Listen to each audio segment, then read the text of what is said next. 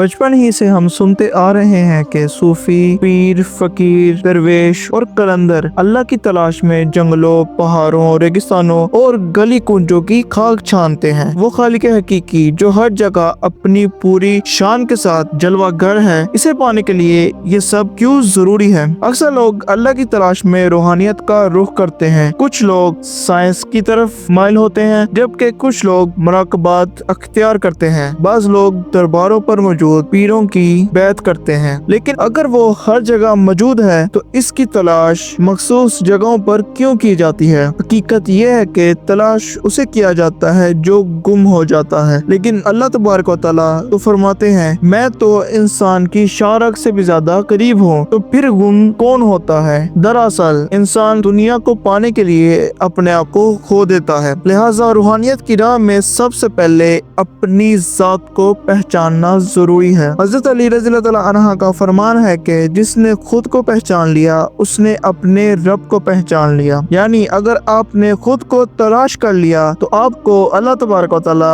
अपने अंदर ही नजर आएंगे। एक हदीस में रिवायत है कि जमीन व आसमान मुझे नहीं समा सकते मगर मैं मोमिन के दिलों में समा जाता हूँ। लिहाजा ये सफर अपने दिल तक पहुँचने का है और अपनी रूह में उतरने का नाम है। हजरत मूसा अलैहिस्सलाम ने अल्लाह तबारक व तआला से पूछा, तुझे कहाँ तलाश करूँ? तब अल्लाह तबारक व तआला ने इरशाद फरमाया, ऐ मूसा, मुझे टूटे हुए दिलों में तलाश करो। यानी ये टूटे हुए दिल तजल्लियात का मरकज होते हैं। कुरान पाक में अल्लाह तबारक व तआला इरशाद फरमाते हैं कि और जब मेरे बंदे तुमसे मेरा पूछें तो उन्हें फरमाना, मैं तो मोमिन की शारक से भी ज्यादा करीब हूँ, लेकिन हम इंसान ही अपने आप से दूर निकल आए हैं। अगर आपके पास एहसास, नदामत, चंद आंसू, तन्हाई और एक ऐसा सजदा है जो सारे सजदों का मुर्शद है, तो इस सजदे में डूबकर अल्लाह तबारक व तआला को पुकारें, वो जरूर जवाब देगा। जब इंसान रूहानियत की राह पर चलता है तो शैतान और इसके चेले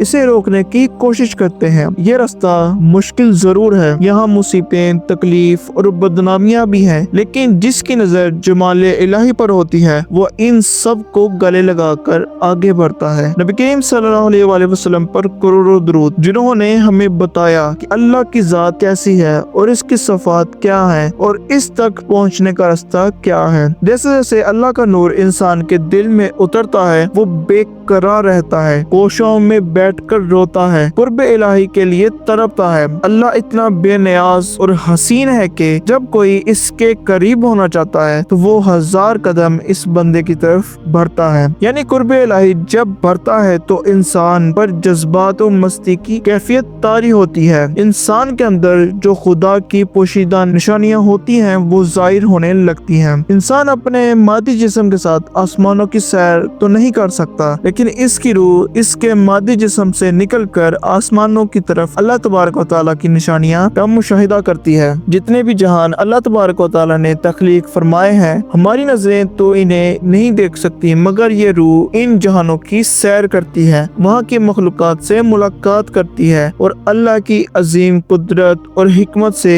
अल्लाह की पहचान करती है। यही रूह परवाज करते करते कभी अर्श इलाही तक पहुँच जाती है और वहाँ जाकर इंसान इश्क इलाही में मुब्तला हो जाता है। इंसान अल्लाह की जात में इतना डूब जाता है कि खुद की जात को फना कर लेता है और सिर्फ यही कहता है, मैं कुछ नहीं हूँ, सब तू ही है। ये शख्स फिना फिल्ला के मुकाम पर पहुँच जाता है, पहुँचकर अपने लिए बका को चुन लेता है। इसका जिस्म तो मिट जाता है मगर रूह जिंदा रहती है, जो लोगों के लिए फैज़ आम का जरिया बनती है और हमेशा जिंदा रहती है।